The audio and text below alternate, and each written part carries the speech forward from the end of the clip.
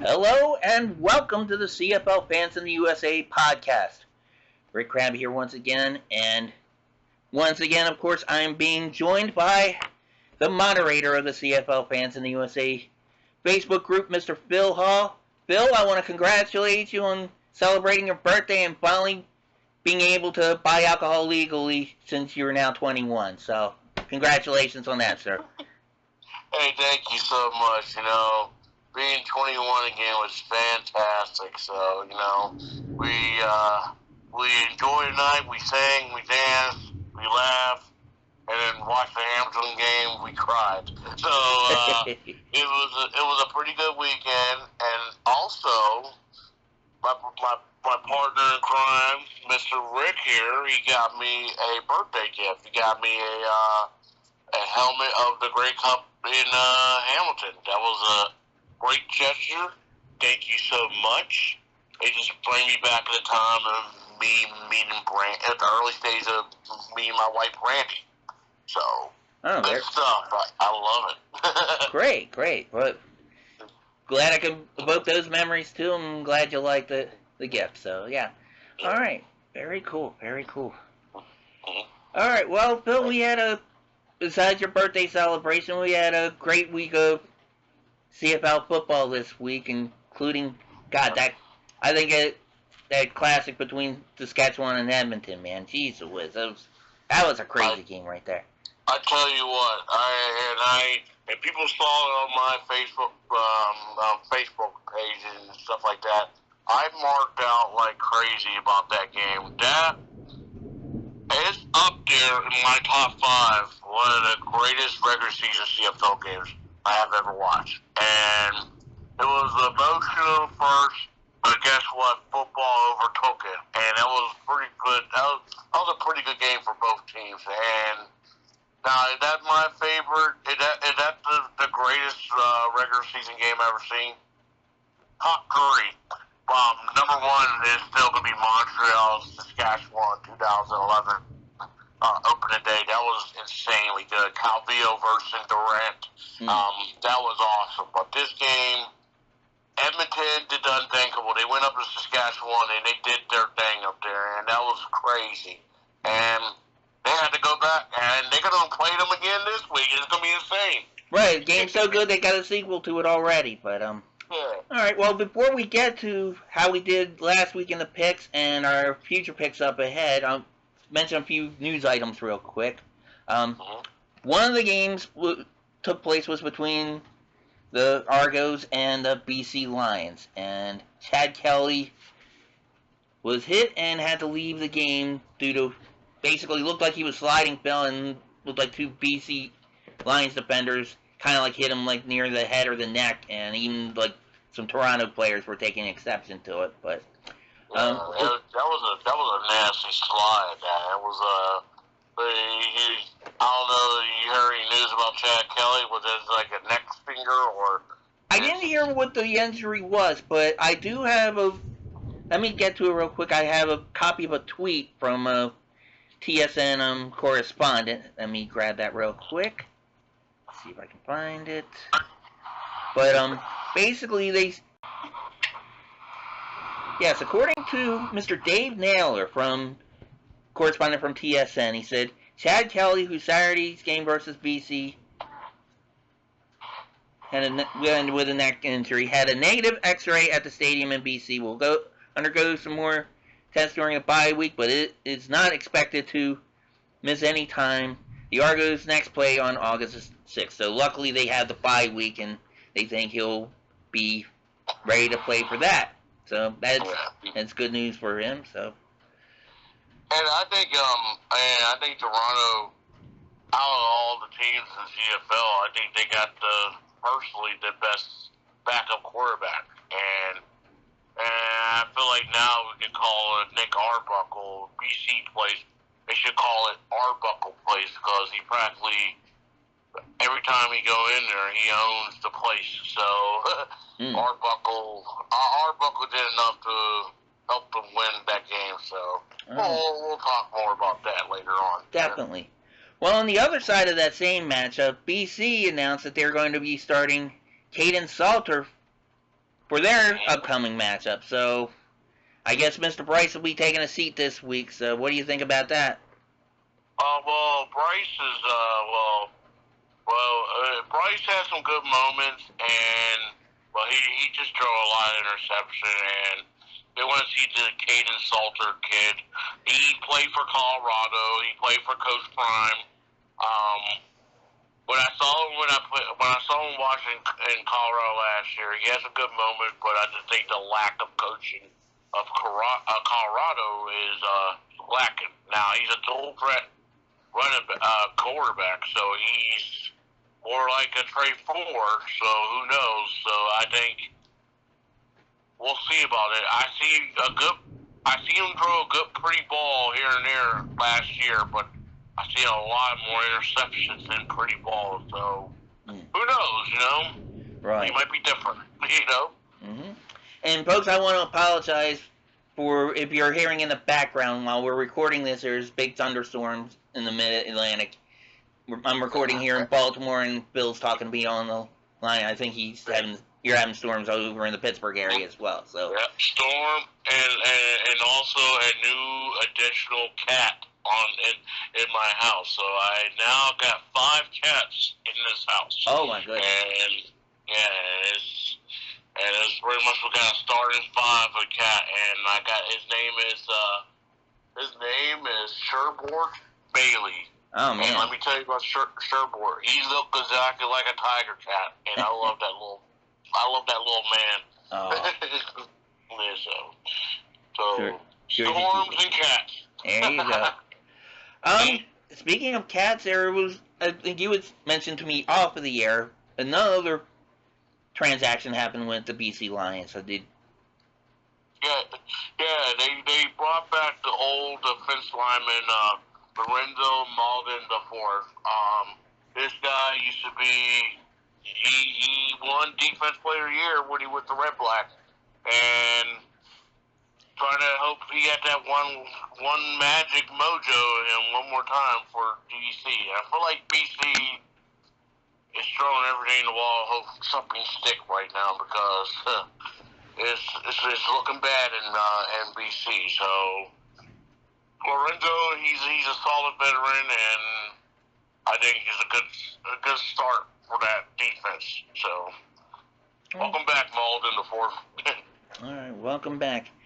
And I have one final item, and folks, I apologize to your fans of other teams. It seems like we're BC Lions heavy this week, but they're making news. What can I say?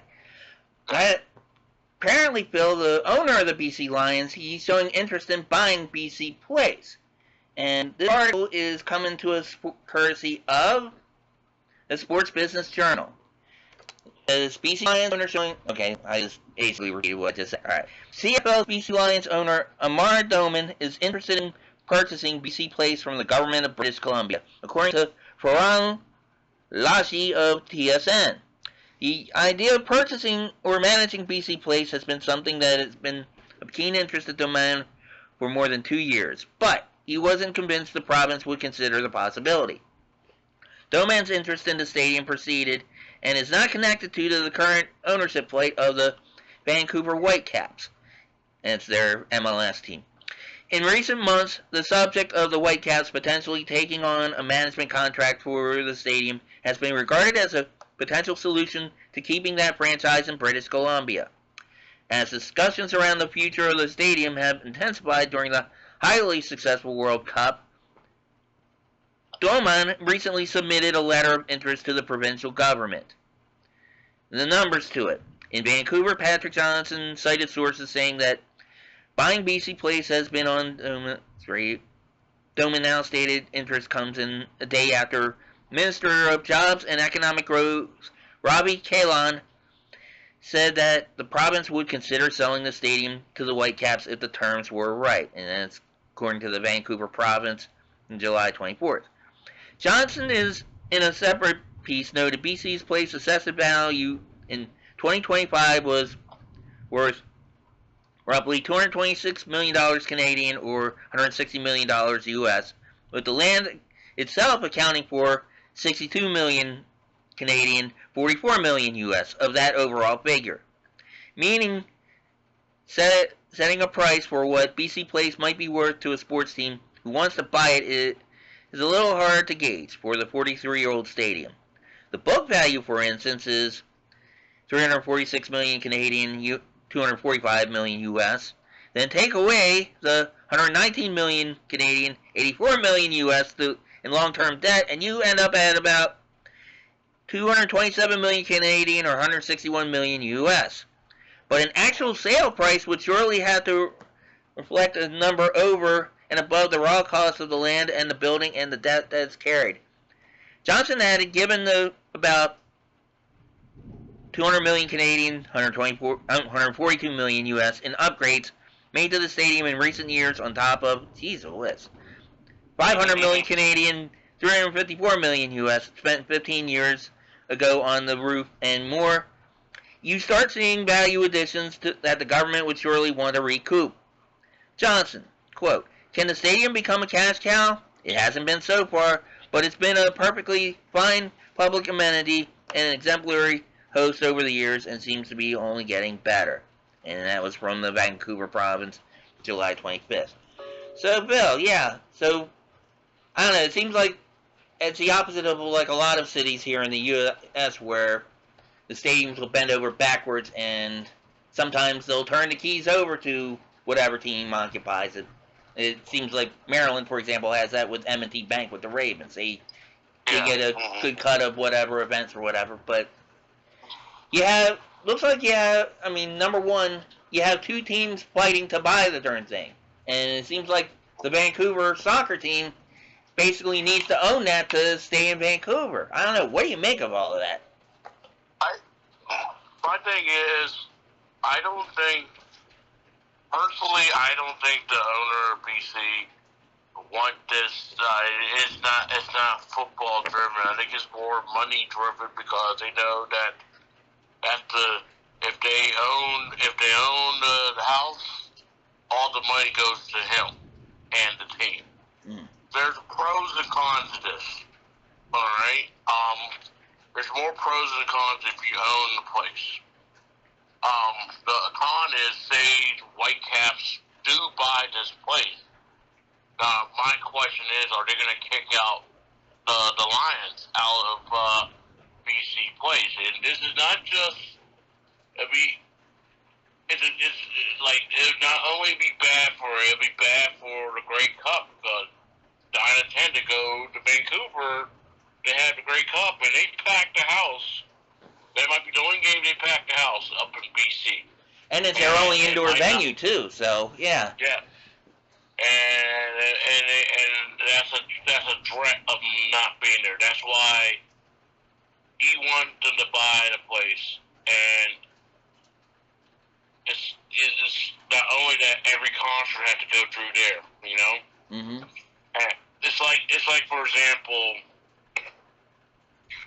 or like the same case in Montreal. Like, Montreal, right now, they are rebuilding making modernized the Olympic Stadium. They don't know what to do with it, but they're just going to make a stadium look modernized. Right. Some people up there think it's the Alouettes up there going to be moving back there, or they're going to be the FC Montreal going to be there. Either or, they're building something. They building the Olympic Stadium for some reason. Well, I saw a clip about that. There was a video. I think it was like from CBC or something. Part of the reason they're doing it, said it'd be cheaper just to add on to it or rebuild it or keep it open than it would be to tear it down and build something else. But yeah. Yeah. And it's not going to be a baseball stadium because they're going to try to make it more like a football or soccer stadium and all that whatnot. Right. It's like this is like it's like a battle. It's a battle with the two teams, and it's a sad thing. You can do. I wish they can work a deal out for both teams, but it seemed like it's like a race to the end for this stadium. Who's going to get it? And if they get it, are they going to kick each of the teams out? So that's the scariest thing about it. I'm afraid that, and I hate to say it like this, I think Vancouver Whitecaps will draw more crowds than the BC Lions. And I don't know. I'm worried about more of the Grey Cup perspective than the thing. Like, I don't mind seeing them at Victoria or Kelowna, but for Grey Cup wise, I don't know. Right, and I kind of agree. I think what they should do is basically the Whitecaps and the Lions should team up, and I have a feeling what'll happen is you might have something similar to Toronto when you have like a big ownership group and you have multiple teams under their umbrella and sharing that stadium, which I don't know. I've seen with Toronto, and I've seen with a lot of the UFL cities. It seems like the soccer teams get to say, and as far as what dates they can play. I mean, it's certainly the case in Washington D.C. with the Defenders. It's like, and then another thing. Well, I think another impetus for this bill is the MLS. They're changing their season. Right now, they're mostly like a spring and summer league and early fall, whereas they're going to switch over to be like a winter and ending in early spring. So I don't know. I think that's why Vancouver wants BC plays, because they'll have an indoor arena and they don't want to be playing in the snow. But I mean, teams up there do that anyway. But I don't know. Yeah. I watched one soccer game. It was like, what they call Canadian Premier League or something like that. Yeah. Practically in the snow, and it was like insane. It was like in the middle of a snowstorm, and it was like lake effect snow, and they was just playing soccer like it was nothing. It was insane, Yeah, I think I might have seen that. Was it Ottawa? Because I remember seeing a game where it was. I mean, it was coming down hard. I mean, these huge snowflakes. They were playing with an orange ball, and it's like you couldn't even see the crowd, but it's like Ottawa winds up scoring a goal, and the place went nuts. It sounded like the place was packed, but it could just be the snow projecting the sound or whatever. I don't know, but it reminded me of that one Grey Cup game up in I think it was in Ottawa or maybe Toronto. I could be wrong, but it was they played in that snowstorm. It was insane. It was a back and forth good game. People was going nuts. I remember that. Right. I think it was like Calgary versus Toronto. Yeah, it was Calgary versus Toronto. Huh. Yeah, but I think it was like 2015, 2016 or something like that. But that was like, and then we'll go back to the BC Lions thing. Like, I don't want them to leave from BC Place. I know there's not too many people go to the games, but if you look at attendance, people do go to these games. And honestly, out of all the teams, I heard they got the best like they have like outside stuff. They have the best stuff in CFL and possibly Canada, because they got a lot of stuff to do before the games, and they got a lot of business outside BC Place before the games, and I feel like it was more fun driven for like demographic to like the young adults and all those stuff. It'll look like a fun thing to do out there in Vancouver. So I hope BC Place stays for the Lions. Really do. Yeah, I hope so too. I had heard some good things about that. I know this past weekend they had kind of like a Vegas-style pool party, and you mentioned they had like a happy hour with the players and stuff, and then the things they did in Kelowna with like the breakfast with the players and stuff. I mean, I don't know. BC, they're having a disappointing season on the field, but off the field, man, it seems like they're doing everything right, and I hope they stay in the league and stay in Vancouver as well. So yeah. Yeah, and I just think that organization is class, and I think they're all about the community, and that's what all matters about. And I feel like it was a fun time to go before a game. Like it's like, how can I say it? It's like you go into a party first, and I don't know how they do this. Like every year they have like a big time artist to perform the halftime show. I remember they had 50 Cent one time, and they had Snoop Dogg one time. Oh, wow. I'm like, whoa. Yeah. So, the Lions, they need to keep on doing, their organization is great. So, yeah. Okay. Well, yeah, good luck to the Lions, and good luck to them and all the teams this coming week. Let's start reviewing last week, Week 8 in the league, Bill, and we mentioned that Edmonton Rough Riders game. Man, that was a hell of a game, but like you said, it was a lot of emotion. I thought, I'm sure you saw it, the pre-game festivities for that, where they made the announcement, they saluted the young man that was in the accident with Dalke, and I thought that was classy what they did. And if I don't know if I saw correctly, Phil, but did Saskatchewan run a play? I forget, it was either on a kickoff or just a regular scrimmage play where they had like basically 11 players on instead of 12, where symbolizing with Dalke or whatever. But yeah, they did like the Dalke. He's his main game is the special teams, and Dalke. So they about to do a punt. They had 11 men, and they just did a delay game for out of respect, and right. That was pretty good. And back when you say about the beginning of it, that was very respectful for that organization.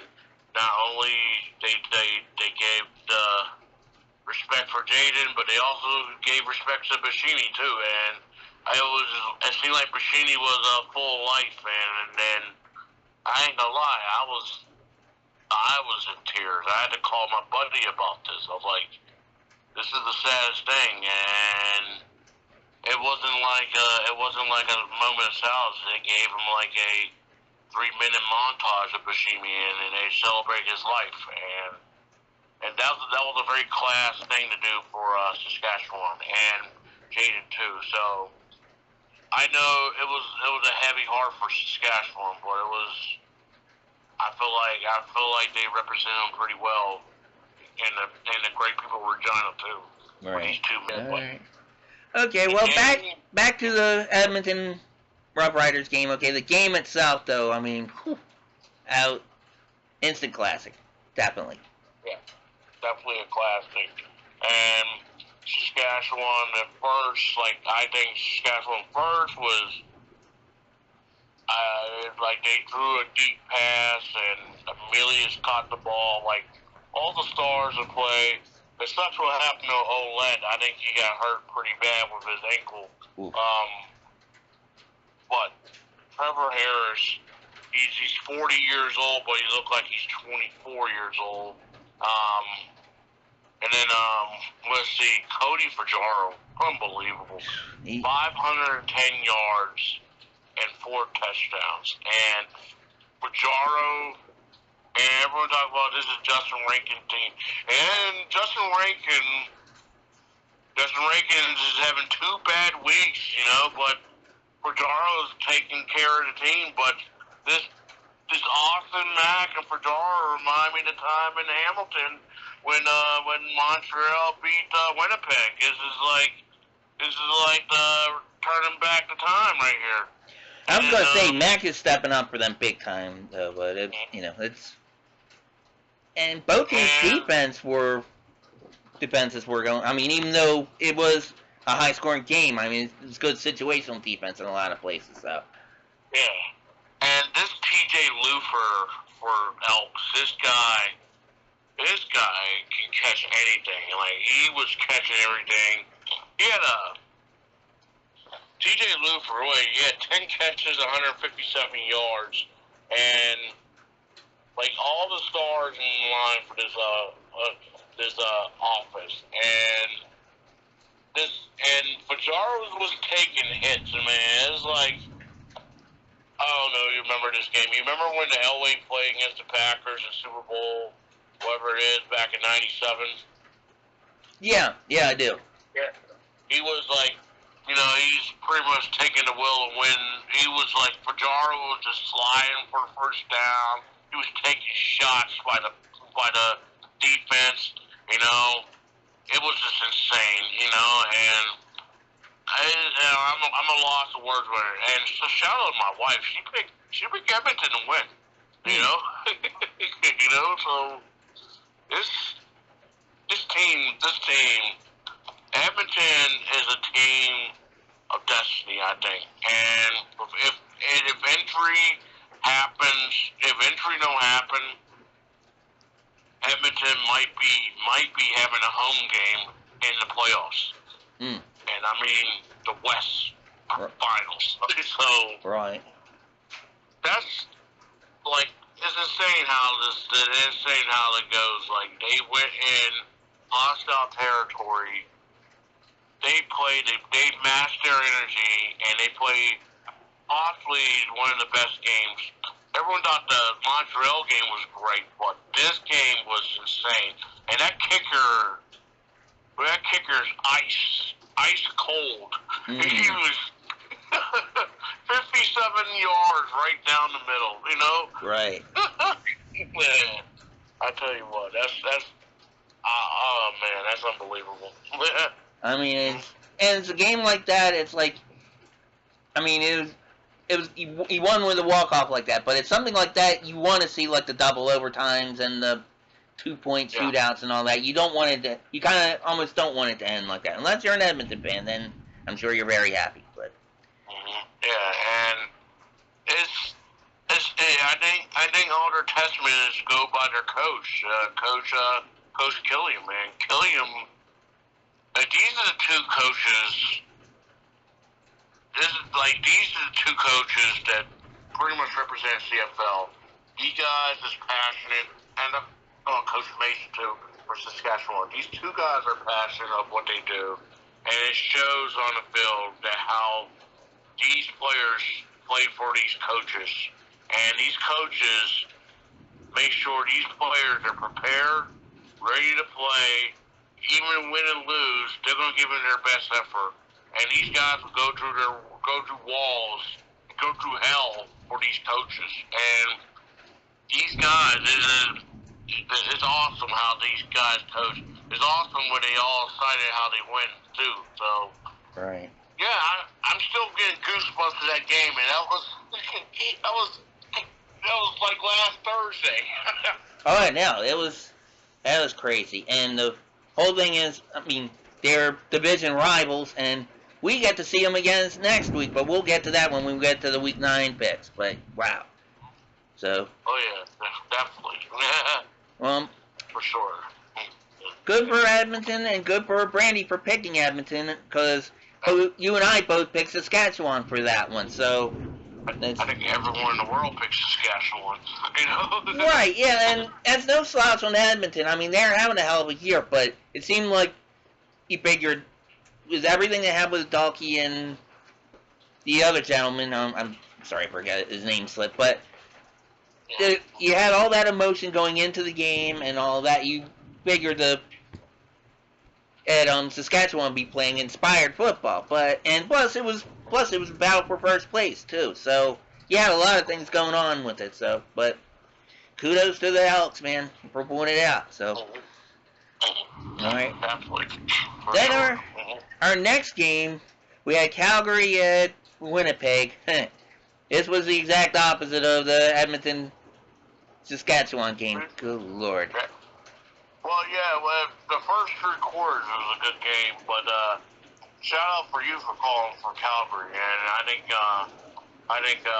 Brandon picked Calgary too. But let me tell you about Tyreek McAllister, and Tyreek McAllister did something I never seen in my life, and in one half, first half, he ran a touchdown ran back a touchdown, and caught a touchdown. Jeez, and that's the thing. I think that's the only person that ever did that in CFL history.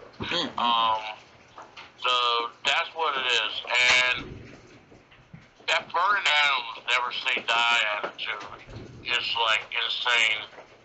Jayden Philpott, the other Philpott, like I say, these Philpott brothers, and happy birthday to both of those guys. Their birthday was this week too. The Philpott twins should be in the NFL, and I'm gonna say that to the end of this season. These both of these guys should be in the NFL. These guys are amazing, and Jayden was amazing against Winnipeg, and this like the Vernon Adams, and this team is so dangerous, Calvary. Wow. There's a possibility, like, they could have been, like, 5-1. They could be up there with Edmonton and Saskatchewan. This team is so, like, they fixed their problem this week. They start from the gate. That's what we say. Like, they start from the gate. They can beat Winnipeg. But right. That's exactly what they do, you know? Okay. And, and what I was saying was, I think Calgary is a dangerous team, and I think it's sure. And then also, and not only Jayden Philpott is dangerous, they just signed back Damien Alford back. This guy, he was in the NFL, and unfortunately, NFL, he didn't make the team for the NFL, so Calgary brought him back. So you got Alford, Philpott, Brooks, McAllister on this team, and Brishma with Vernon Adams to throw. So this team, watch out, you know. Now, I got a question for you, and I got a question about Calgary. Okay. Now I know there's a crossover in the playoffs. Can they have a home game in the crossover? That's a good question. I don't see why not. I mean, the crossovers because of records. I don't see why not. Sure, I mean. Yeah. Like I understand. Okay, the East, and whoever win the East get a home game, but like the secondary, like say for example, Toronto came in second, or like seven and whatever it is, 7 something, but Calgary is 9 and something, but Winnipeg got a better record, Saskatchewan got a better record, so on and so on. Now, that's my question, is Calgary can have a home game? Because it's a possibility, and call me crazy,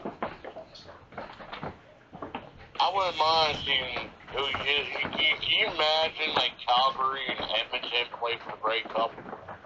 That would be a hell of a game. And it's a rivalry right there. It's a rivalry, and you also have like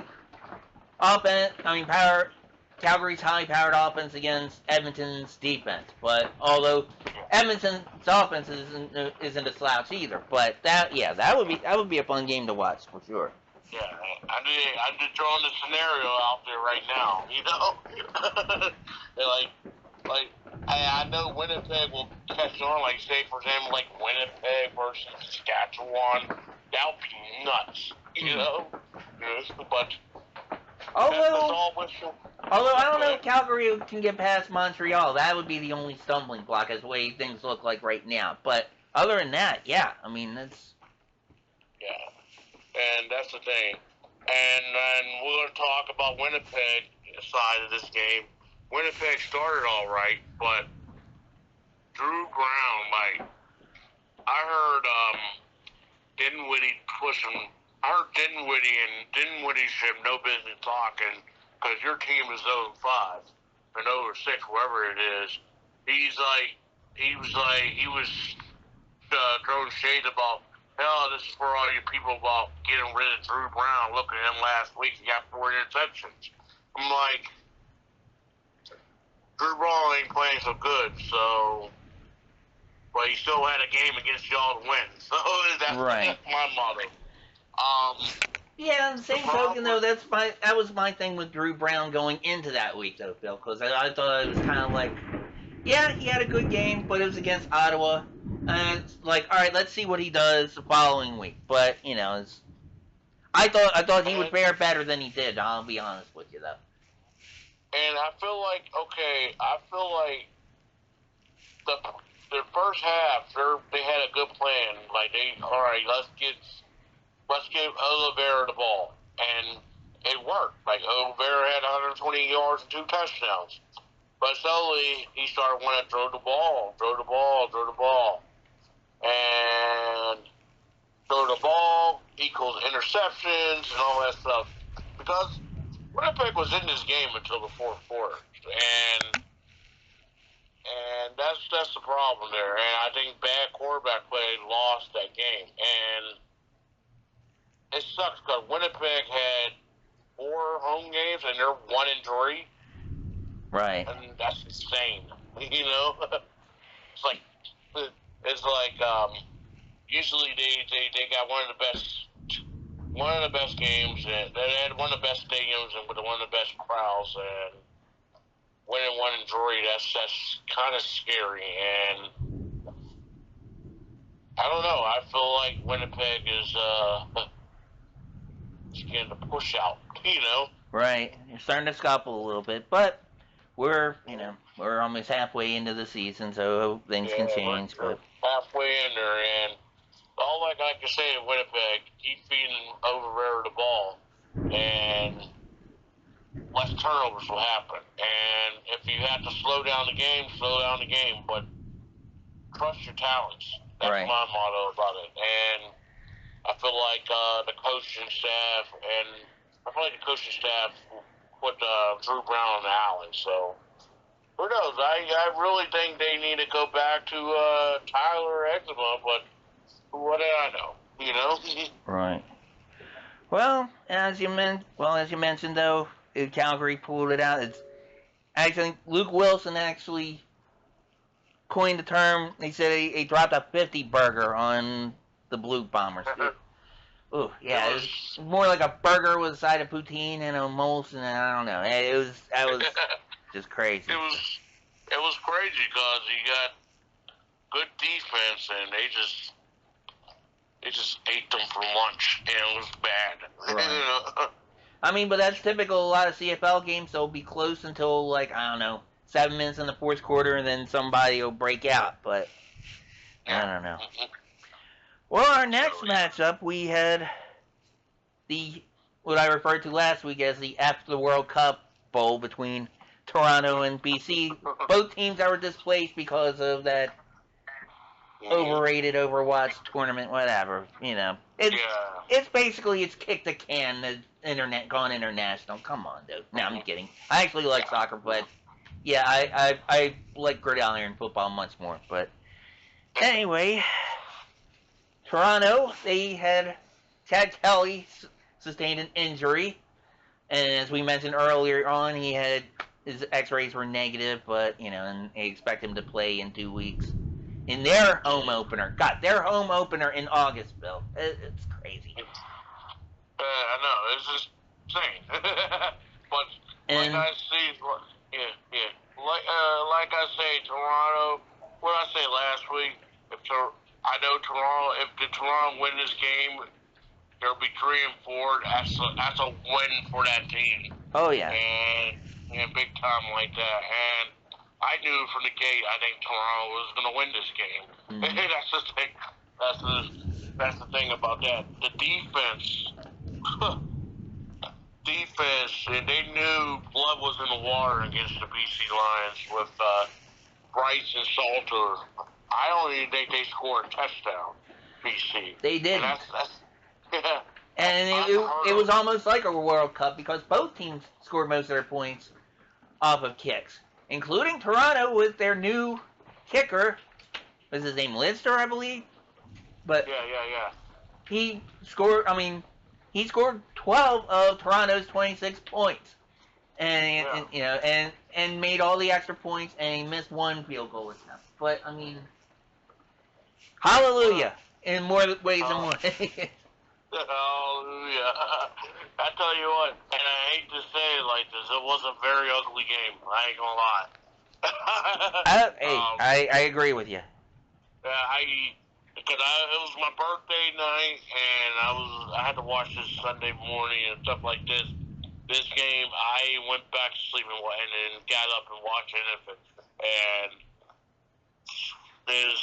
like I say, Mikael Polk, he did his thing in the first half, and he had 2 touchdowns with a beautiful pass by Kelly and all that. And that's really about it. And it's like BC defense holding on a little, but it was all field goals from here on. Yeah. So Polk did have a good game. I'm glad you brought that up. Another YouTuber I watch, and I think I mentioned him on the program before, named Brooklyn Rowe, who does a lot of reaction videos. He does it mostly for baseball, but he loves the CFL. He does all the CFL games, and he made a joke about Polk, and he referenced Al Bundy. He's like saying, yeah, he's going for Al Bundy's 4 touchdowns in a game record like he did at Polk High. So it's like, I don't know, those points, but... He scored 4 touchdowns in one game. Okay, you know.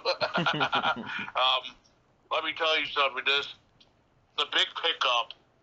Y'all, I know he's controversial, but that's a hell of a pickup last week for Sean Lemon. Oh yeah. And it showed last week in this game against BC. He had 2 sacks, and he was shucking and jiving, and he's talking, and he bring the attitude. Argos defense attitude back, and that's just insane about that. And this defense is nothing to sneeze about now with Sean Lemon on there. And when we were talking about their defense a couple weeks ago, they got slashed by the Calgary Stampeders in offense. But Pickett, D'Angelo, McFadden, Benji Franklin, Sean Lemon, Harris Shan. This defense is a dangerous defense, and they can also, like I say, they're 3-4, and I know I'm not really an Argo fan, but they're 3-4. They're coming back home. They're taking a bye this week. They're licking up their chops, and I'm going to tell you this from the people from Toronto. I'm going to do like this for Edmonton. Okay, you can show up the other side, but fill up the other side too. And this team is busting their ass, and they deserve a welcome home support. And they need to sell out that BMO stadium. And I'm not trying to say be like the World Cup, but they deserve your respect. They kudos to them for dealing with this BS with the CFL and the World Cup. And as a fan of football, I respect this team for playing. They almost defying the odds, you know. Yeah, no doubt. It's like you said. We've been saying with Edmonton, go to the damn games. And what's really funny, I think, though, Phil, is I saw like the promotions for their home opener, and it's 2 weeks away because the Argos have a bye. But their giveaway is a shirt. It's supposed to look like a throwback sweater of when John Candy and Wayne Gretzky owned the team. It looked like sweaters that they wore like in a press conference. But it's a mesh jersey, and they have like kind of like this round logo. The doggone giveaway looks like a soccer jersey. I don't know. It's like... Yeah, I know. It's a lot of stuff going on. I think every game is a promotion. WWE night or something like that. Yeah, the week we're going down, but unfortunately I'm going to miss that because I'm going to see your Tiger Cats in Montreal. But I'm looking forward to that. Yeah. I hope they do something for the Hall of Fame. I'd be surprised if they didn't. But yeah, and that's the thing like that. And I feel like I feel like they're trying to do everything possible to get people to go to BMO Stadium. I personally believe they should.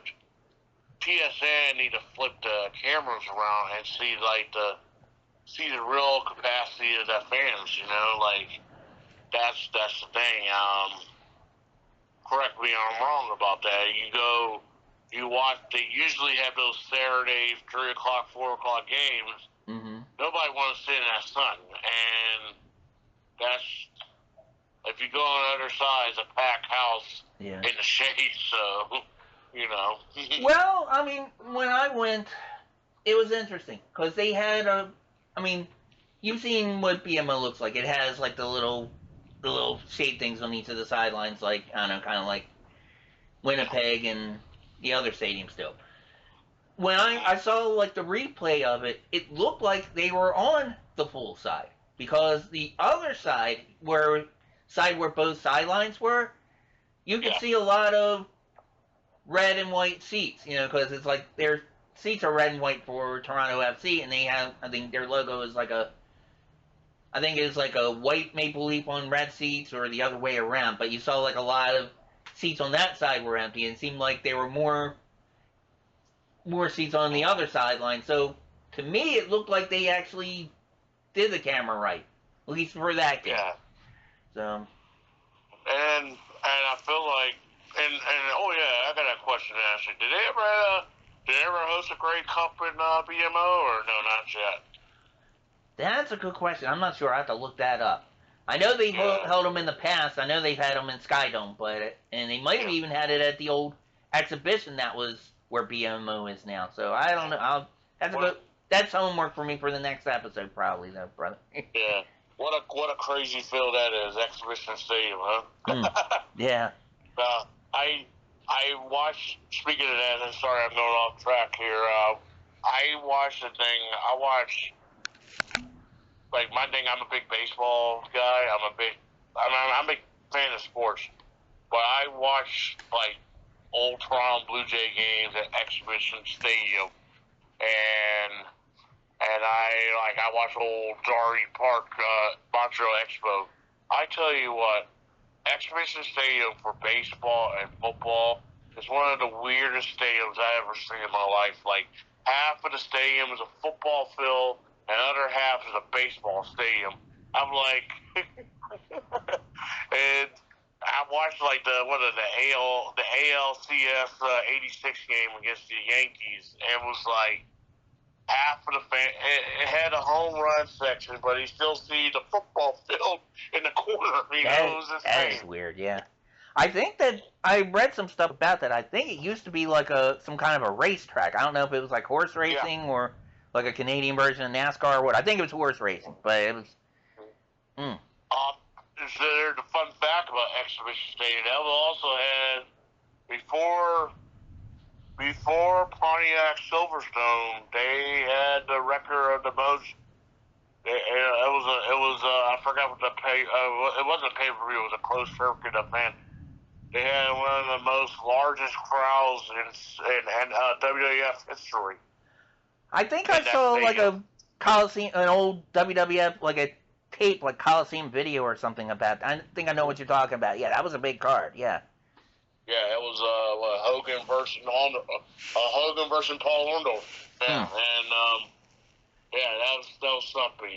And the people complain about like Blue Jays was pretty good in the '80s, but all the other teams was complaining about that stadium in April and October because it's still snowing up there, Oh yeah, and I think I saw like some clips about of like a Blue Jays home opener that had it was April and it was snowing, and we talked about that before with with the CFL starting their season earlier. Saskatchewan fans were complaining about it. Actually, it was their media brought it up. They were like saying it's two kinds of season in Saskatchewan. It's Rough Rider football season and cold. Yeah, so it's like it's almost like it's like the reverse of an ice cream sandwich, where you have kind of like the ice cream as your 2 layers of cookie and yes. But yeah. But, I'm excited for Toronto making a home game. BC Lions need a lot of work, and BC Lions, I think, is a team about identity. Pretty soon, I think we're going to do like a halfway, or maybe next week, or maybe I think it's this week. I don't know, but we'll do like a halfway to the playoffs review. We might change the Grey Cup picks, or maybe not. I don't know, but BC Lions are in deep trouble right now, and this team, they don't have no leader, they have no direction, and I don't know what the story with Nathan Rourke.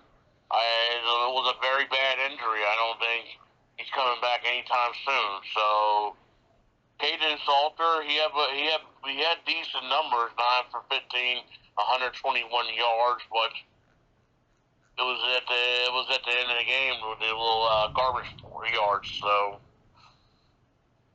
BC, you better get it going because right. Yeah, they scuffling. Yeah, big time. Yeah, it was like, I watched it. It was pretty much like it was a little painful to watch. Like it was the same. Right.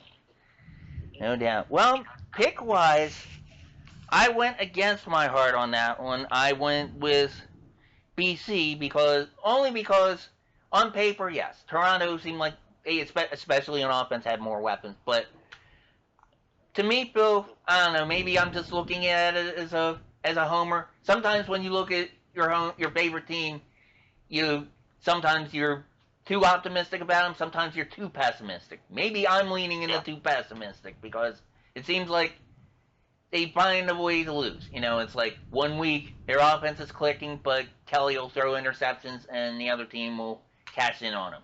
Another week, the defense will play well, but then the offense won't play. Then you have another week like against your Tiger Cats, offense and defense playing well, but then the kicker decides to forget to show up. So, I mean, it's like their own worst enemy sometimes. That's how I kind of felt going into that game, but you benefited from that. You picked Toronto, and that's a win in the column for you. So I needed it because the first 2 picks, it was 0-2, and it sucks because Brandy, she went 4-0, and now she gotta pick her song. She's gonna pick her song up for the next highlight video. Oh wow! Okay, so she's gonna rub it in a little bit for you. All right, good for her. This is her second year. This is the second time this season she's 4-0, but I still got the league with her with that, so right. It's all good. Yeah. Well, like you said, BC, it's definitely disappointing. We picked them to go to the Grey Cup. I picked them to win it. Good. I don't know what I was smoking or drinking then, but but the other team that we picked to meet BC is your Tiger Cats, and they went into Montreal. Your defense is consistently good. You hung with Montreal for a little while, but it seems like towards the end, Montreal just had just enough to pull away. But I don't know. Your thoughts on that game? My thoughts about that game, and I'm a Hamilton fan. I think this defense is pretty good to keep them in the game. The problem is, and I hate to say this, I'm a Trey Ford supporter. They had the game plan. They're going to simplify the game for Trey Ford. It worked here and there, but majority it did not work there. I seen guys that whole game was wide open, and he either underthrowing, overthrowing, don't you see it? They had their chance to win this game against Montreal. I don't know.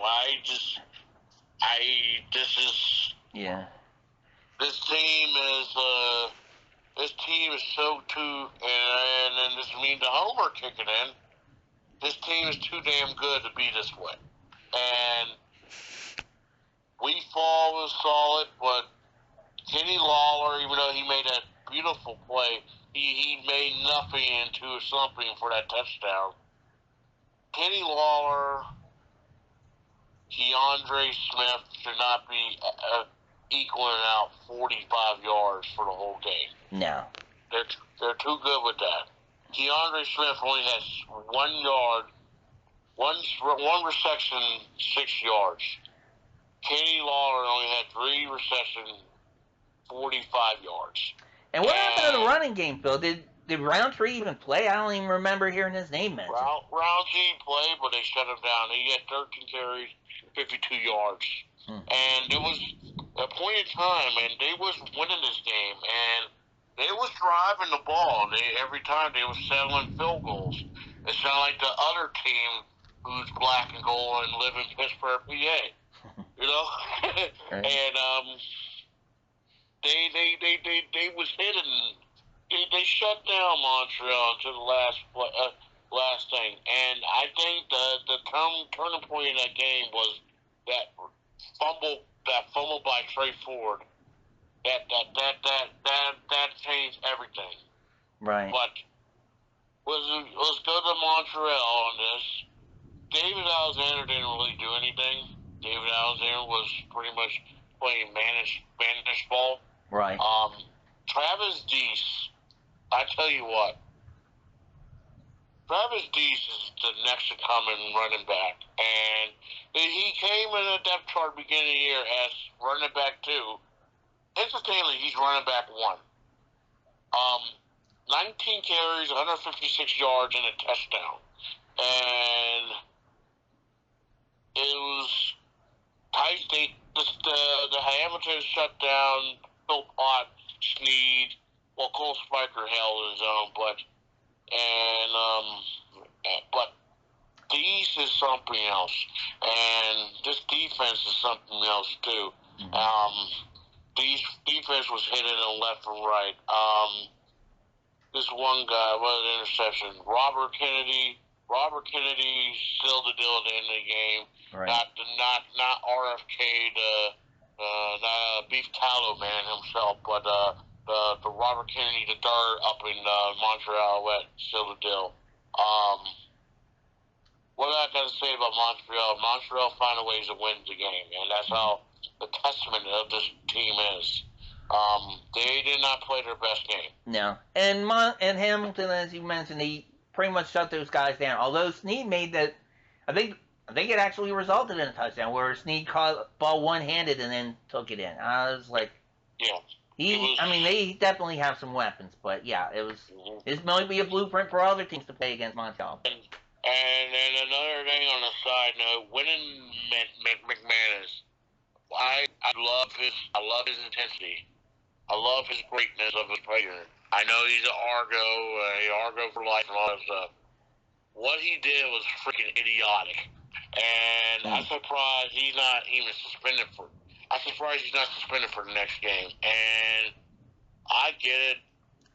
People say things. People get you under the skin, but we could have needed you in the fourth quarter. And that's what happened. And that's what happened. They scored 14 points in the fourth quarter. Yeah, and like you said, players will say things, they'll insult you, they'll call you, say things about your mother or your girl or something racial or whatever. I don't know. But, that, a lot of times that's strategic. You see that in sports. You see that in hockey a lot, too. But it's just to draw the other guy to potentially get them to do something stupid like that. Yeah, I agree. Yeah. Like, this defense did everything possible to keep this game. It was 18-17 coming in the game, and I feel like they had their chance to win this thing. And as a Hamilton fan, I'm like, come on, right? But honestly, they. This team is too good, and it's only gonna get tougher by Hamilton this week coming up. But Montreal is looking like they're running away to the East, and they know who they are. And Hamilton's still trying to find out who they are until Bo Levi either he come back or not come back, and it's quite crazy. He's got his cast off, and he's training right now. That's nuts. That is, and I hope he's not hurting himself more to get back in the game. But yeah, exactly. But for selfish reasons, to be honest, Bill, I bought tickets to see them in September. I bought it because I wanted to see him against Alexander. So, I do want to see him back. I'm pulling for him. Yeah. Mm-hmm. And I'm going to talk about the East right now about it. And I lead to the Ottawa Redblacks. I tell you this, I hope they had a lot of reflection of this bye week, because if you just win one and get it going, you can get back in this East mess right now. And that's how it'll start. We've seen teams with 0 and something and make the playoffs. Hell, next year you could be 0 and 18 and might make the playoffs. But right. But the fact is, Ottawa, out of all these two teams, they do not have identity, and you can catch them if you really want to. And I know you can, but you can catch these two teams. And Hamilton, I don't know. The trade forward thing is, I've seen the potential of trade forward, but my God, his passing is just not good. Well, to your defense, though, Phil, you guys have a record against. You seem to be almost snake bit against Montreal. You guys, there's a monkey on your back, So you had said that last week. So, and Montreal does have a good defense, so maybe he'll make a better showing next week. But will we get to that game? Oh boy, I just saw.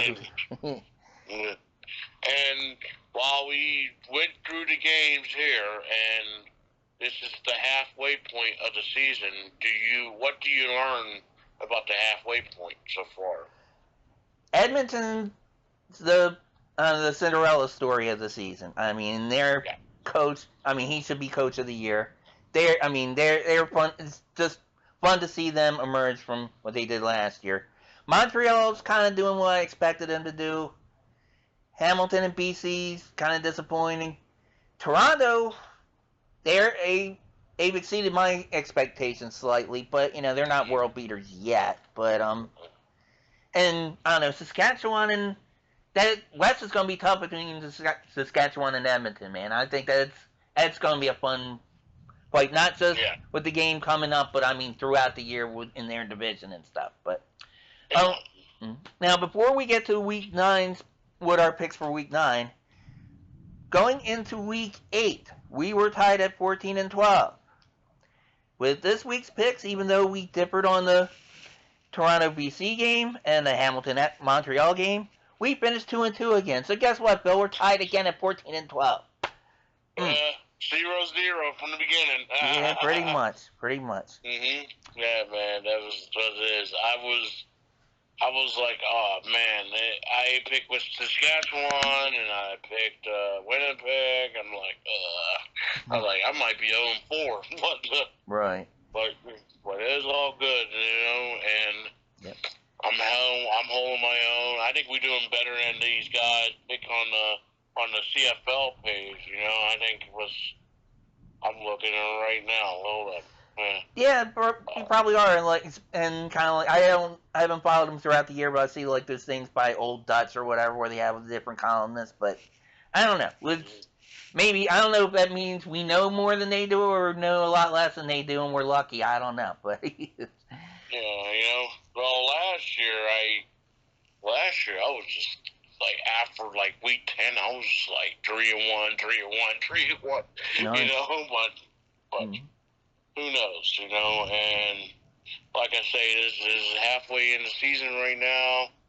We got a lot of things. There's a lot of good games. Like I said, there's a lot of good games happen this season. And honestly, I know we're coming into next year a radical transition, and I just really honestly think they need to reevaluate the situation here, because these games are freaking good, and they need to go back and say, hey, should we really want to change these rules, or exactly. I mean, I'm kind of And as much as, okay, I like the NFL, I like the Ravens, you like the Steelers, I'm kind of almost dreading watching the NFL. After seeing games like we did with Edmonton and Saskatchewan, and then there'll be games like Cleveland at Arizona. I mean, it's like, God, that's gonna be like watching paint dry, dude. Yeah, and then we're gonna this is our own soapbox, our own little rant about this. Like, I love the Pittsburgh Steelers. I love the Pittsburgh Steelers. I watch the NFL because I love football. But the fact is, games like Edmonton and Saskatchewan is the reason why I love the CFL. Sure. And the games like that, like, honestly, if I did not have fantasy football in NFL, I would have nothing to do with it. I would just say college football, UFL, and CFL, and that's it. Why do you say that? Because I'm kind of like that too. I'm in a couple of fantasy leagues, but I used to have season tickets with my father for the Ravens. But ever since I stopped going, and I've been to maybe 7 or 8 XFL/UFL games. This will be my second CFL game coming up. I haven't been to any NFL games since then. I don't know. I think it's just maybe I'm just jaded to the experience of the tailgating and the parking and the security. Like basically trying to cop a feel before you get in while it's 20 degrees, and I don't miss any of that really. Yeah. And also, like, the way how people was talking about that game against Edmonton and Saskatchewan, I feel like I wish the commissioner could see this in our page and stuff like that. People say, oh, this is the greatest game I ever seen. The one guy on Facebook say, I DVR that game and show it to my friends. This is how good this league is. And then there was another guy who used to play the CFL, and he tells us the reason why how CFL is so awesome and so better than the NFL. And this is like the testament of these people saying this. And this is American people. The testament of this league is saying, like, this is the unique rules work. Yeah. And it's not the rules. This is how you market the game. And like this is business 101. You can have the best product in the world, but if you don't market it, nobody will ever know. And I feel like they marketed the wrong way up in Canada, whoever in CFL or TSN and stuff like that. CBS Sports Network should be like, hey, we want to have exclusive Thursday night football if we can't. I know they got contracts with the Conference USA. They have contracts with the Army and Navy games and Air Force and Mountain West, blah, blah, blah. But there's no reason they should not have a game Sunday and Thursdays during football season, because this product is good, and you get around there and people want to say, oh, I got nothing to do. I really miss NFL. There's like, turn on your phone, go to CFL Plus. If you can't do that, go to CBS Sports Network. This is good football, and I'm excited every week, and my wife is excited every week watching these games, because I know every game I'm expecting to be a good game, and this is what it's all about, and people are talking about it, and Commissioner Stewart, and I'm calling him out. I know I got 26 subscribers, and I shout out to that. We got 26 subscribers, and we got 8,300 people in our page. But the fact is, if you look at the games this year, it works. Simple as that. It does. I couldn't agree more, and I don't understand why people in a lot of these cities aren't going to these games. Not just picking on Toronto, but I mean, we mentioned Vancouver with BC before, and Edmonton. Yeah, I mean Edmonton's different. It's kind of like they're angry at the ownership and the name. They're kind of like Washington Redskin Commander fans. It's similar dynamic. Crazy? Yeah, and it's crazy. Like even the Redbacks are 0-something. Their fans still go to the games. Like it's still a 23,000 seat game. Right. Like this is like we're not making this up to these people, and I wish CFL the big wigs see this, and this is coming from a man, and maybe there needs some more Canadian people talk about this, but as an American, as a man of football, a fan of football, I love it. I love it. And guess what? I hate the change, but I'm still going to cover it. So yeah, definitely. And I see in some of the other Facebook groups, like one that you and I both belong to, they're CFL Chatter. Those guys, I love that group, but man, some of those people are downright mean, Bill. And a lot of them, I've even heard some of them say, well, you Americans don't understand the rules, and that's why you don't watch, and all this other. Look, our whole group is based on Americans who like the damn game, okay? We like the rules. I mean, when I went to Toronto last year, to the Argos game, and I met a cool guy in line, really nice. Shout out to Dave Chang if you're listening. I'm going to post a link to him to make sure he does. He bought Kim and I souvenirs when we walked in. But when we were waiting to get in, he was like saying, so, you guys have a team in the NFL. Why are you up here to watch this? I said, well, we're up here also to see the Blue Jays and all too, but I like the CFL. I like the rule changes. I should say the different rules. They weren't changed then, but and I just like the game. It's a lot of fun to watch. Yeah, and that's like I say, I had an argument. I don't know what is. I'm not gonna shout out the CFL Chatter. I think there's a lot of. I would say a lot of trolls there. Yeah. I just think even when the Dalke situation, a lot of mean-hearted people saying stupid stuff, and on our page we teach people respect, and I have a zero tolerance to that. We banned them. Right. Whoever talks like that. But the fact is, I encountered that whole, you're American, why do you support this? And I kind of got up the fence. I was like, listen, I know my CFL. I might know more CFL than you. Mm-hmm. And the fact is, I was like, did you watch Toronto? And I started bringing out facts. Do you watch Toronto win their Grey Cup with Rocket Ismail? All right. Who's the greatest player in Edmonton? The Edmonton Eskimos. Warren Moon. I think Gizmo Williams. Right. And it's like, don't you know, little Pinball Clemens is part. Not only, Mike O'Shea is not just only a coach to the Winnipeg Blue Bomber, but he's probably one of the greatest Toronto Argonauts defense linebackers of all time. And it's like, I'm like, what about Leroy Simon? What about Henry Burris? I can't wait.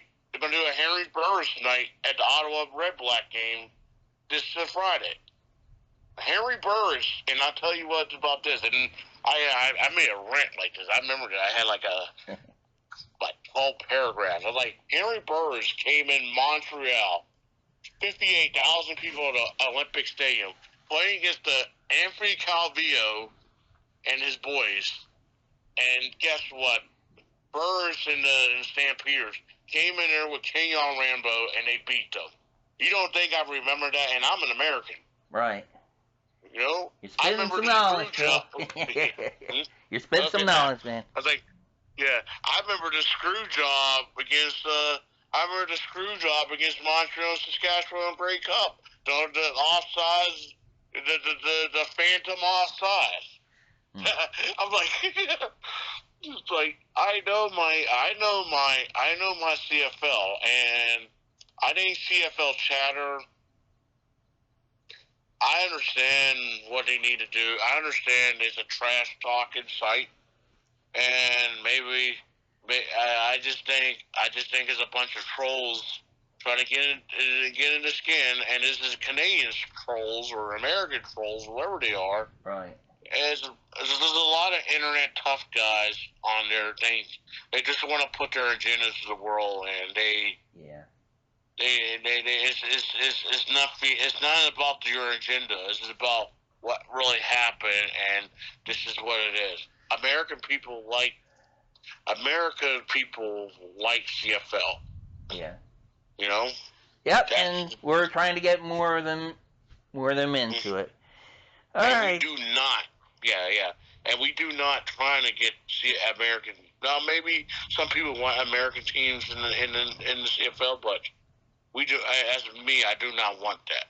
Yeah. So, yeah. Don't add too. I mean, it tastes good. It tastes good as it is, Bill. Don't throw any more ingredients as a soup. I couldn't agree more. In the words of Chris Jericho, drink it in, man. All right. Well, we're going to go into week 9, and in light of Chris Jericho, we're going to see who makes the list. Okay. Our first game is BC against Winnipeg. Oh, Lord. Ooh. Now, let me get my little stat here. I'm going to find out what channel that game on. I don't think it's on. Let's see. Okay, sorry about that, guys. Let's see. We're in week. No, wrong one. Week 9. It's on Thursday night. Kickoff at 8:30. Yeah, 8:30, and week 9, 8:30, and it will be on TSN and RDS in Canada and CFL Plus in the States, so it won't be on CBS Network. Right. These two teams, like this is the battle of like, okay, who's gonna get out? Who's gonna get out of the cellar? Now Winnipeg maybe 4-3, but they're very shaky.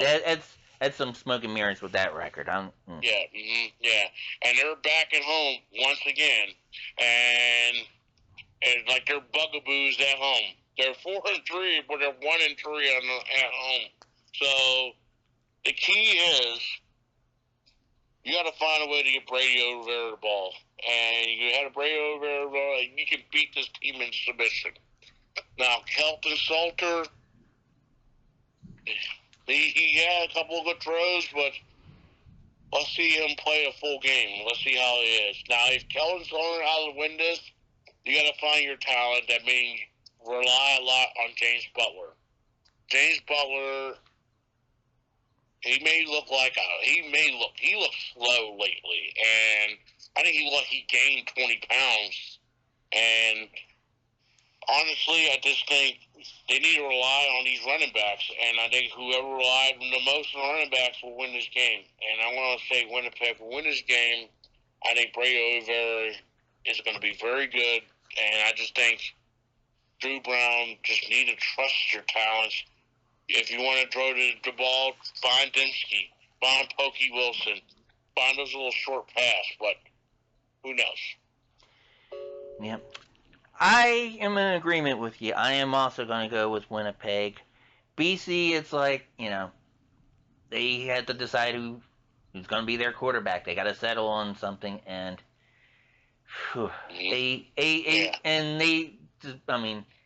what they put out against Toronto was definitely not the answer, and I don't think they can do that against Winnipeg. I think Chief Root, the Lions too. I think they have a good kicker in White. I think he has to be spot on because he might be their whole offense. But I'm going to give Winnipeg one more chance. I'm kind of like worried about them, losing at home as much as they do. But I'll go with you on that game. All right, yeah, and then we're going to go to the next game, and that's Montreal Alouettes versus the first place Montreal Alouettes and the last place Ottawa Red Blacks. And funny thing about that, Bill, just before we started recording, we had actually in our group, shout out to Robbie Emery. Apparently he's an Ottawa fan. He said he wants us to talk about how Ottawa's going to beat Montreal in this. I mean, Robbie, God bless you. I mean, I am not going to challenge your fandom of the Ottawa Red Blacks, but what? Like I said, yeah. And shout out for that question. I love that question. But I'm going to say it like this. Ottawa did play good, and out of all the teams in the East, they played their best game against Montreal. Played the best shot was against Ottawa. Ottawa had a chance to beat them. I want to say, and once again, that game is 7:30 Friday night on TSN, RDS in Canada, and CBS Sports Network in the United States. Ottawa is at home again. They took a bye. They did an inventory of themselves. Hell, I think they had a coaching workshop. I saw it on like their bye week. They had a coaching workshop and whatnot. Dinwiddie, Believe in Myers. They knew how to play against Montreal. Montreal's a very good team, but something about this game that Ottawa can just show out and play. And my man Emery, I'm feeling this. If you can find a way, and if you look the stats, they got two receivers is in the top 5 and in the top 10 in passing yards. Ebenhart and Hardy. If they can find a way to play this game, and the defense is pretty good, Ottawa. I'm taking Ottawa. Woo. So, this does have makings of a trap game. I got to admit, but I can't. Alouette, Jacques Alouette for me, brother. But like you said, Ottawa is close in every game they play, and they should. Winnipeg, you thought you had a birthday present when Toronto played Hamilton.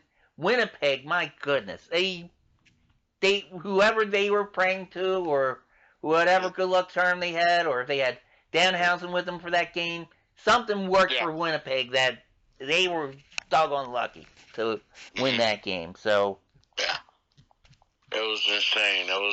And Ottawa could have blown that team out, and I hate to say it like that, but at the beginning of the game, it looked like they were going to. Yeah, and I just look as everyone say, "Oh, look at the records." I'm looking at the result of the team and how they lose and how they play. And they had a week off. I think they're gonna be pissed off. Montreal, they're a good team. They really are. But I just feel like it's an Ottawa game to win. All right. Well, hopefully, that'll be interesting. So yeah, that Ottawa fans, especially you once again. Thank you, Robbie, for asking that question. Folks, if you want to ask us a question to mention it on the air, please feel free, either in the comment here or in the Facebook group. We'd be glad to do it. So, but Robbie Emery, I'm with you. I'm going with the Red Black. Go Ottawa, man. I'm with it. I'm with you. All right. Well, we'll see what happens with that game. Now, next up, we have on first game of a Saturday doubleheader. We have Calgary traveling to the Hammer against your Tiger Cats. Yeah. I'm curious about your thoughts with this. Yeah, that game starts at 3:00, and that game gonna be on TSN, and the very first game of the year on CTV. And people in Canada, I think that's like a local channel in Toronto. I could be wrong. And it's gonna be on CFL Plus in the States. So trying to find a way to watch that on your tablets, phones, Xbox, whatnot. What about this game? This is the two teams that desperate for momentum. And Calgary look like they have the momentum. Hamilton look like they're going for the downwards. This team, Calgary's dangerous, but guess what? Hamilton's so too. They gotta simplify the game for Trey Ford. This defense is good. This defense can shut down Vernon Adams. Vernon Adams had to be like Vernon Adams last week. And also special teams with Tyreek McAllister. Tyreek McAllister is going to have something to prove because Hamilton had Tyreek McAllister and got rid of him. It's going to be a good game. I heard it's going to be a whiteout day. Sorry. Everyone's wearing their whites because it's going to be hot probably. I think it's going to be a very close game, but it's going to be a very rugged game. I had to go with, I had to go with Calgary. Oh, wow. Hamilton. And because, you know what? No. I'm changing it. Yeah, this is the first time I changed my mind. All right. I'm going with Hamilton. Why not? You know? Well, like you always say, house money. Well, I'll say this. You mentioned an interesting stat last week about Calgary, Phil, where it's like, even though Calgary is leading the league in scoring, but they're in the bottom of the league in first half scoring. Mm-hmm. Hamilton has a good defense. Calgary, how they've lost is they would dig themselves into a hole and then try to rally back. If Hamilton can contain Calgary in the first half, they might have a shot. Ford, I know you were disappointed in his performance last week, but I think Montreal's probably one of the better defenses in the league. He might be more successful this week. His other teammates, though, like your Lawlers, like your Roundtrees, like your Mac, he probably filled in a tackle last week like he did the week before, but you have to get other guys to help him out in order for your boys to win. And defensively, I mean, you're playing fine. And McManus, if you do play again, get your head out of your kitty tail and, don't make any stupid penalties. That hurt your team last week. So. Yeah. Mm-hmm. And I think, like I say, and just like I say about Winnipeg, Hamilton, Trey Ford need to trust his talents. You got two of the best wide receivers in CFL. You got to find a way to get the ball. I don't know how. I don't know when. You just got to find a way to get to the ball. You got to put the trust in them that if you throw it there near their vicinity, they're going to catch the ball. Right. And the fact is, underthrowing, overthrowing, and I hate to say it like this is a make-or-break game for Trey Ford. And if there'll be another performance like that, I think they might go to Dogala, or they might even go with Dodge. Or Doge, whatever his name is. Don't bet that Doge. Yeah. Yeah. So anyway, I'm going I'm back and forth, but you know what? The hell with it. We're not betting money on this. I'll go with your Tiger Cats too. Why not? Yeah. So. And Oski Wee we're going down, and I know my buddy Ken Reed going to be at that game. Shout out to Ken Reed. All right. Shout out to Mike Goodchild. You go to the Winnipeg game and whatnot. I just think it'll be a very rugged game, and hopefully, I hope for rain for that game. But it sucks because I'm going to miss half of these games. I got to watch Saskatchewan Edmonton like 1 o'clock in the morning because I got SummerSlam that night. But wow. Okay. Yeah, so I'm going to watch that. So okay. Yeah, that's going to be a good game. Well, I mean, it'll be a tough choice for CFL and wrestling fans in Canada, I'm sure, as well. So, yeah. Yeah, for sure. All right. Well, this game should be a WrestleMania main event, considering how last week's game was. We got Saskatchewan, this time at Edmonton. Man, this game should be game of the week. as last week's game was game of the week. I don't know if it'll be as good as that game, but it'll, I still think it's a damn good matchup. What are you looking at with this one? Well, like I say, first of all, this game going to be on, and thank you for this, is going to be on, let's see, TSN by itself and CBS Sports Network in the States. So, like I say, this game was so everything you asked for in CFL football last week. Right. Now, will it match up? I hope so. Now, Saskatchewan, they're on the verge. If they lose this game, they might be on the verge. If Winnipeg wins, you mean Edmonton wins? Saskatchewan will be in third place. Oh, okay. In the West. Okay. Yeah, because they're 4-2. Right. Edmonton have a chance. Edmonton have a chance to have a nice cushion of a lead, and I feel like Saskatchewan will be more desperate. Now, I don't think Olette might be playing because it was a bad ankle injury. He walked off the field, but it was a very ginger walk. Right. But like I say, this defense, they got humble. They got humble big time. And Milligan and the boys trying to find a way to work this out. Coach Mace is always resilient about this. Now, Edmonton, if they want to win this game, I know Cody Fajaro had a 500-yard performance, and that was probably one of the best performances I ever seen by Cody Fajaro and Mac and O'Leary Arns and the game.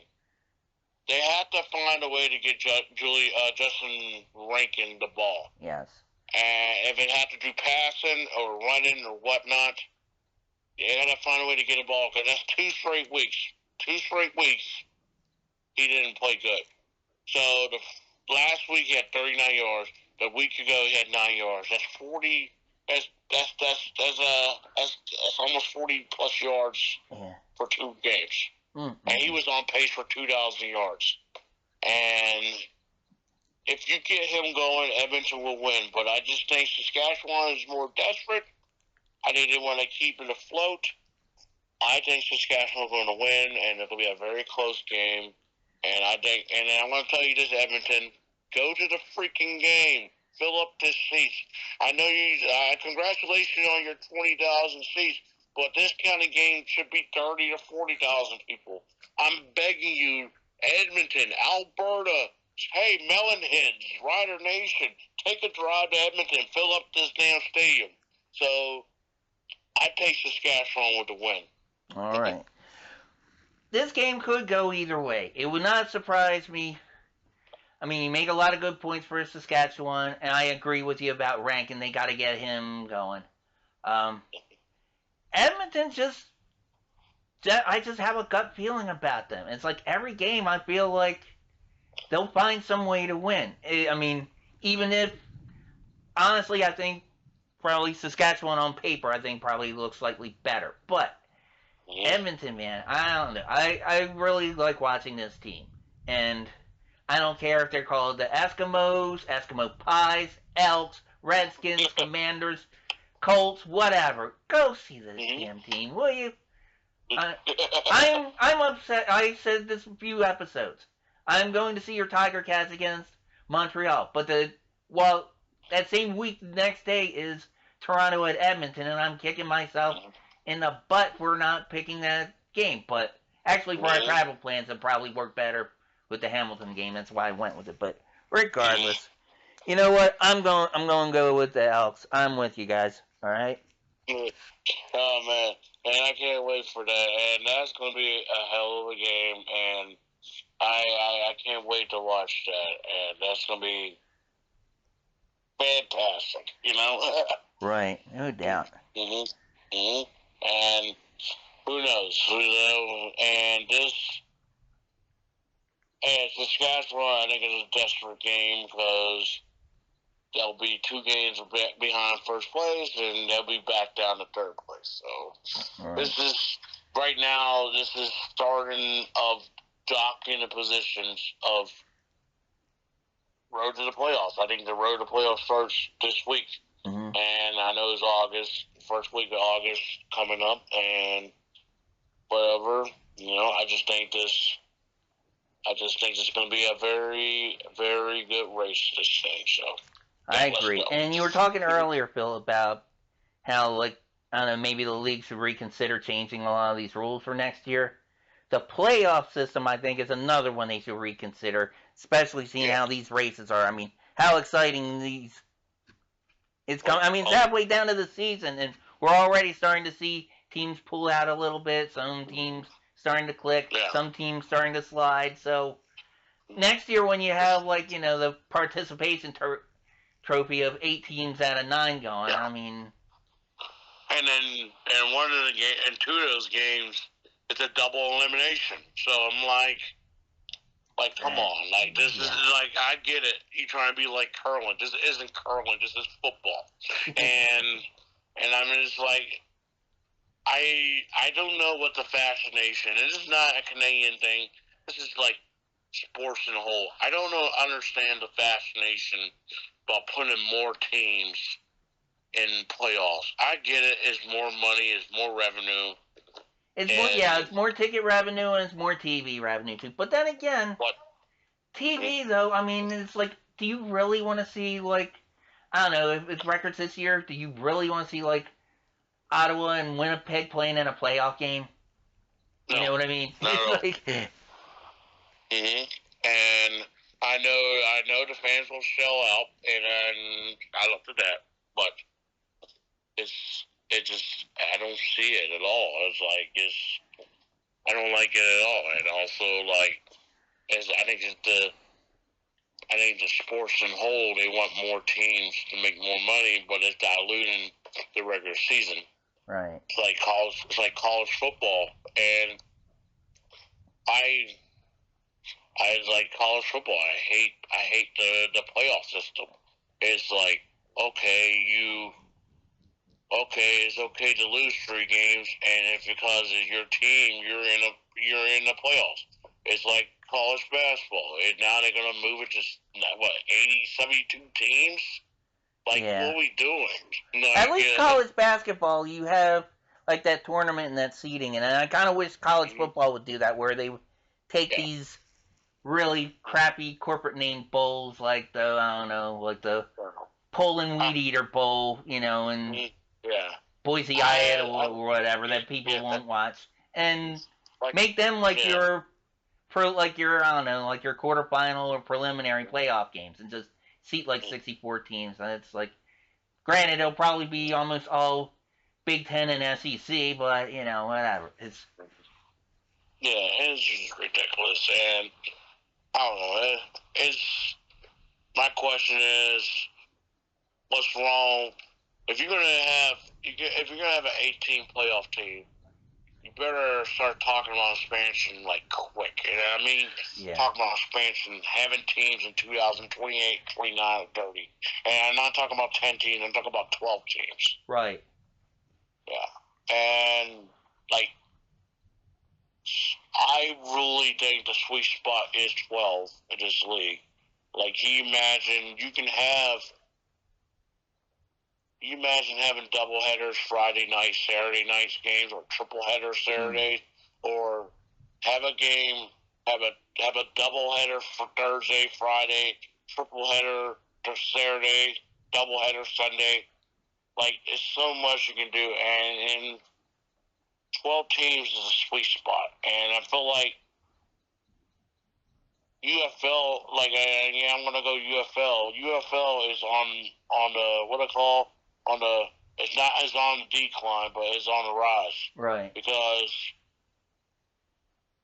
more teams is coming, and I feel like I just didn't realize that regular season matters, and you can't just have everyone in the playoff and dilute the playoffs. You do not want to see Ottawa versus Winnipeg, and I'm sorry, we are making fun of these teams. We do not want to see bad teams play for the Grey Cup. Right. They don't deserve it. No, they don't. You know? And I'll tell you what, I bought tickets to Powerball and Mega Million this week, Bill. If I hit it, I'm going to get a hold of Ron Snyder to help me get a hold of Tim Spiros. We'll build a new stadium, bring the Stallions back here, baby. There we go. There's your expansion team. There we go. Bring them back. You know? And I'll be the commentator of that, you know? There you go. All right. Yeah. And like I say, it's going to be good games next week. I think desperation for a lot of teams next week. And this is from every team possible. I can't wait. And Toronto is on a bye. It's well-deserved bye. They can sit back and they can gladly put all their stuff back in BMO. You know? Yeah, I'm definitely looking forward for that for Toronto. So, yeah. These teams that aren't drawing as well as, like, your Winnipegs or your Saskatchewans or Vancouver, go to the damn games. Toronto, go to the damn games. Edmonton, go to the damn games. It's cheap. Right. And, yeah, their tickets are ridiculously cheap. Yeah, and you can go to these games. And even freaking Winnipeg and Saskatchewan. I know you got a lot of people go to the game, but it's pretty much badass. You sell it out every time. So don't wait on the Winnipeg Saskatchewan rivalry. Go to the game. Have a real home field advantage. And I talk about every single team. You know? Yeah, and forget about like CFL. You Argos fans, I'm calling you out. You live in Toronto. I went to 2 sporting events in your city last year. Tickets for the Blue Jays were double what they were for what I paid for your damn Argos. Okay? That's to give you enough incentive right there. And Toronto didn't give me jack or anything else as far as a giveaway. The Blue Jays didn't. Argos gave me a John Candy t-shirt. So, come on. Go to the game. Sweet t-shirt. And that's a sweet t-shirt too, you know? And that's all you gotta do. I can't wait for it, you know? Right, yeah. Alright, well, Phil, looks like we got another good week of football coming up, and it's probably about time to wrap up this show, and ironically, as we're about to do that, it finally stopped friggin' raining. Good Lord. Alright, you have anything else you'd like to add before we sign off there, bud? Oh, yes. So, anyway, now I'm going to put some more stuff on the thing. Sometime, like, within 2 weeks, I will watch a game at the J-Golf bar, which is somewhat sponsored this Facebook and podcast. If anybody in the Pittsburgh area want to watch the game with me, I'm going to have the game on, and we can talk CFL, we can talk anything you want to talk, and that's pretty much the game. That's the game plan. I'm also going to have, when we have a podcast, I will have a podcast during J-Cuff one day. So I don't know when next week or 2 weeks. I'm just going to be at the bar, and you can meet Bill Berg, you can meet half of the people there, and all that good stuff through our lovely podcast. And also, thank you for the people who subscribe, and thank you for liking of our stuff. And guess what? It's going to be good football. Make sure you watch the football game. And a lot of good stuff is happening for it, and for me and Rick and everyone else. And it's just we're just trying to elevate this page, and we're trying to elevate this podcast. And yeah, and thank you for watching, and thank you for listening. Well said. I really can't add to all that, although if you go to Jacobs, is he still running that special for the 10% off if you mention the... Oh, absolutely, for sure, yeah. And he say come on over, and I'm trying to get my fire stick happening. I'm trying to talk to him about Grey Cup party there, and it's gonna be fun. And he's not really a Steelers fan, so that means that's all good. So hey, I like him already. No, I'm just kidding. Oh man, yeah, it's all good. But all right, well, folks, thank you very much for letting us talk Canadian football with you. We'll talk to you next week. Bye, guys.